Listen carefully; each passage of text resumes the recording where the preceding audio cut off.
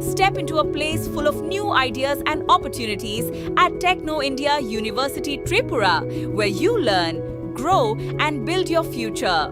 A place that truly helps your dreams become a reality.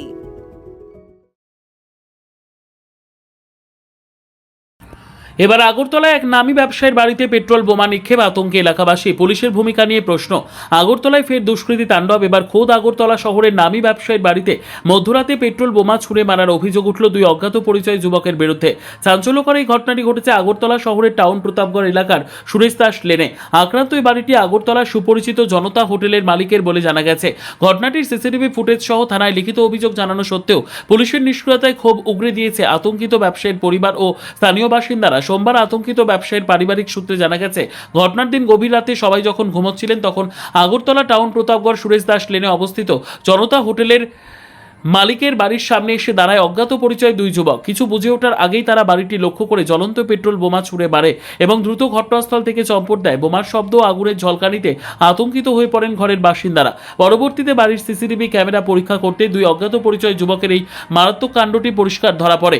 এই ঘটনার CCTV footage ও সমস্ত তথ্য প্রমাণ সহ স্থানীয় থানায় লিখিত অভিযোগ দায়ের করে ভুক্তভোগী আতঙ্কিত ব্যবসায়ী পরিবার। কিন্তু অভিযোগকারীদের দাবি, ঘটনার বেশ কিছুদিন পার হয়ে গেলেও এখনো পর্যন্ত তদন্তের অগ্রগতির বিষয়ে পুলিশের তরফ থেকে তাদের কিছুই জানানো হয়নি।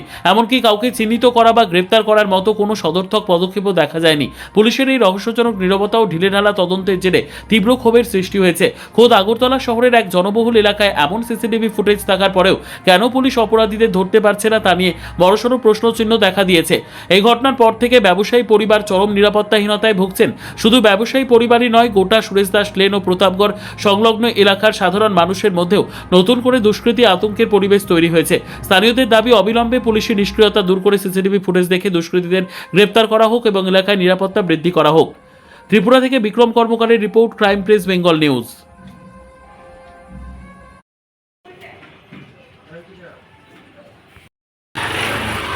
এই জায়গাটাতে আমরা মানে এরকমটা যে করবো মানে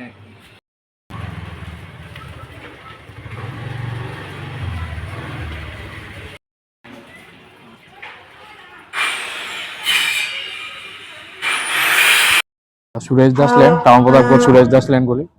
আমাদের হচ্ছে জনতা হোটেলের বাড়ি। এটা সবচেয়ে সবাই চেনে আমাদের এই বাড়ি, মানে গলিতে রিনাউন্ড ফ্যামিলি। আমরা জনতা হোটেল, শ্রীনিকেতন, নীলকমল, লোকনাথ পোশাকালয়, আমরা চার ভাই মিলে থাকি আর কি। দাদু আমার, দাদু আমার।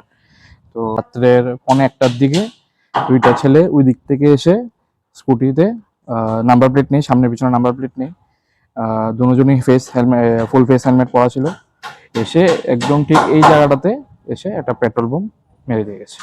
মেরে দিয়ে ওরা সোজা চলে গেছে। তারপর আমরা পরের দিনই সকালবেলা পুলিশকে জানিয়েছি। পুলিশ এসেছে, গুলবাজার আউটপোস্ট থেকে এসেছে, মোটর স্ট্যান্ডের পূর্ব থানার থেকে এসেছে। এসে লিখে টিকে ছবি টবি তুলে নিয়ে গেছে। আমরা এফআইআরও করা হয়েছে। এখনো পর্যন্ত কোনো আপডেট আর আমরা পাই। এখন জিনিসটা তো এখন আমাদের এখানে হয়েছে, এখনো পর্যন্ত আর অন্যখানে হয়নি। হতে পারে আর হতেও পারে। আমি এখন বলবো কি, সবাই বাড়িতে এখন সিসিটিভি লাগানো দরকার। কেন আমরা সিসিটিভি দুনো সাইডে লাগানো আছে বলে আমরা ফুটেজটা পেয়েছি। আর যদি নাম্বার থাকতো তো সবার আগে ধরতে পারলাম হলে ওদেরকে। হ্যাঁ, কেন আমরা এখন গেটে এই বাউন্ডারি মেরেছে, তো কখন এখন যদি ইচ্ছা করলে ওরা আমাদের বাড়ির ভিতরে মারতে পারবে পেট্রোল বোমটা, বলা যায় না। তো এখন খুবই এখন রিস্কি এখন এসব। না, কেন আমরা কারোর উপরে তো সন্দেহ এখন যাচ্ছে না, এরকম কারোর উপর আমরা সন্দেহ করছি না এরকমটা এখনো পর্যন্ত। হ্যাঁ, আমরা বলেছি যে গুলবাজার আউটপোস্টে যে কেন ঝুলন্ত বীজে রাত্রেবেলা নাইট থাকে ওরা, মানে ওরা থাকে পুলিশ। আমি বলেছি রাউন্ডে যেন থাকে একটা, আমাদের গলিতে বা আমাদের গলির সামনে যেন রাউন্ডে যেন থাকে। কিছু নেই এসব কিছু নেই। আইডিয়া নেই কেন এরকম ভাবে মেরে গেছে, কি আসলে বিষয় এখনো পর্যন্ত অনেক দিন হয়ে গেছে, কিছু বুঝতে পারলাম না। এটা পেট্রোল বোম ছিল, পেট্রোল বোম কাচের বোতলের ভিতরে পেট্রোল ঢুকে মেরে, কাচের বোতল আমাদের বাউন্ডারিতে মেরে দিয়ে গেছে। হ্যাঁ, ফার্স্টে যখন ফুটেজটা যখন আমি দেখেছি, দেখার পর তো ভীষণ একটা আতঙ্ক একটা বাড়ির ভিতরে সৃষ্টি হয়ে গেছে।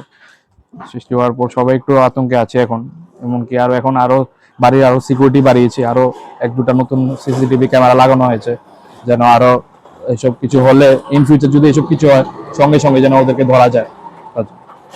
এসবই আমরা স্টেপ নিয়েছি। একটু পরের দিন হয়েছে আর কি, কারণ আমরা জানতেই পেরেছি পরের দিন সকালে, মানে 16 তারিখ সকালে। থানা থেকে গিয়েছি, 112-তে ফোন করেছি। Step into a place full of new ideas and opportunities at Techno India University Tripura, where you learn, grow, and build your future. A place that truly helps your dreams become a reality.